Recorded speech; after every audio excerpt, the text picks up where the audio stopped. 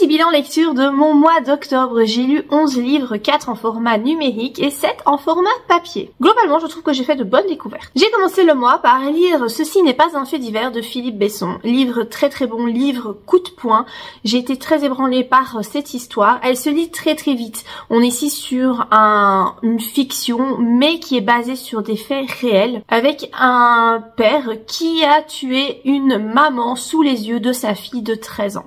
Les deux enfants vont donc devoir se reconstruire suite à ce féminicide. Et on va surtout s'intéresser à ce que vivent donc ces enfants, comment se reconstruire quand notre maman a été tuée par notre papa. Très bon livre, je vous le conseille. Ma deuxième lecture est Jeu de mensonges de Julie Clark. On est ici sur un thriller domestique dans lequel les personnages principaux sont des femmes. J'ai beaucoup aimé le déroulement de l'histoire, j'ai apprécié les deux héroïnes. L'autrice souhaite ici dénoncer le patriarcat et le pouvoir absolu de l'homme blanc américain et vraiment c'était très bien fait, j'ai adoré. J'ai lu If We Were Villains de M.L. Rio, j'ai beaucoup aimé cette histoire. On est encore une fois ici sur un roman policier, thriller, mais sur fond de théâtre shakespearien. C'est très innovant. Moi, j'ai complètement adhéré. En plus, j'ai cette magnifique édition avec le jaspage, avec les fleurs. Par contre, je vous conseille pas parce que voilà, moi la dorure elle est partie, donc c'est très dommage. Mais on va dire que dans la bibliothèque, ça rend quand même très bien. L'histoire est super chouette. On est ici sur un meurtre et un meurtre d'un acteur, d'un étudiant acteur, et donc on doit découvrir ce qu'il s'est passé. C'est très intéressant, j'ai beaucoup aimé. J'ai lu Les 4 sagesses indiennes de Caroline Frizou. On est ici sur un ouvrage de développement personnel. Il est pas mal, mais je pense qu'il est davantage adressé à ceux qui n'y connaissent pas grand chose en développement personnel.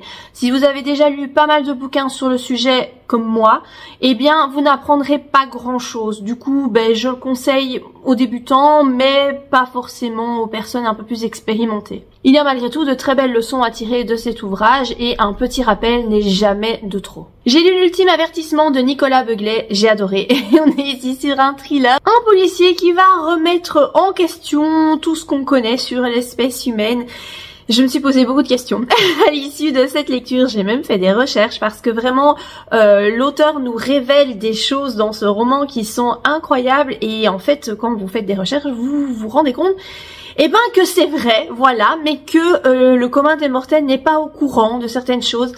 Il y a un bon côté complotiste dans ce roman, mais moi je vous avoue j'aime bien. Je suis un peu complotiste sur les bords, donc du coup, c'était une très belle réussite pour moi, je vous conseille vraiment ce roman. J'ai lu Fracture de Franck Tillier, mon auteur, un de mes auteurs chouchou, c'est vrai. Il s'agit ici d'un thriller psychologique, donc vraiment si vous aimez tout ce qui est psychologique, je vous le conseille, moi j'adore ça. L'auteur va parler ici d'une pathologie psychiatrique, psychique, dont je ne peux pas révéler le nom. C'était intéressant, plutôt plausible, contrairement à ce que j'ai cru au départ. C'est un page turner, on n'a pas envie de le refermer, on a vraiment envie de connaître le dénouement de l'histoire. C'était vraiment très chouette. J'ai lu le tome 2 des Jumeaux Croche-Mort de Cassandra O'Donnell, donc ce tome 2 s'intitule Possession. On est ici sur un roman jeunesse horrifique, parfait pour la saison du mois d'octobre, la saison d'Halloween. Nous avons droit ici à deux personnages, donc des jumeaux qui font un petit peu flipper entre la petite fille qui entend une voix dans sa tête et le garçon qui a des visions cauchemardesques. Autant vous dire qu'on vit quelque chose de très sympathique. Tout cela sur fond de manoir très lugubre qui semble doté d'une vie propre. Vraiment, c'est très sympa, j'ai hâte de lire le tome 3. J'ai lu Une vie impossible de Matt Haig, j'ai beaucoup aimé ce roman, donc c'est une histoire avec un fond de développement personnel. En tout cas, on se pose pas mal de questions, il y a beaucoup de réflexions qui sont amenées. J'ai beaucoup aimé. J'ai juste un petit peu moins aimé le côté science-fiction extraterrestre du roman. Je trouve ça un petit peu dommage d'avoir utilisé comme ça les extraterrestres pour justifier certaines choses. Mais bon, en globalité, j'ai trouvé ça très sympa. J'ai beaucoup aimé le personnage principal qui est une septuagénaire. C'était une chouette lecture. Un petit polar nordique, La Dame de Reykjavik de Ragnar Jonasson, mon premier roman de l'auteur. Et j'ai beaucoup aimé. J'ai trouvé qu'il y avait beaucoup de rythme. On rentre tout de suite dans l'histoire.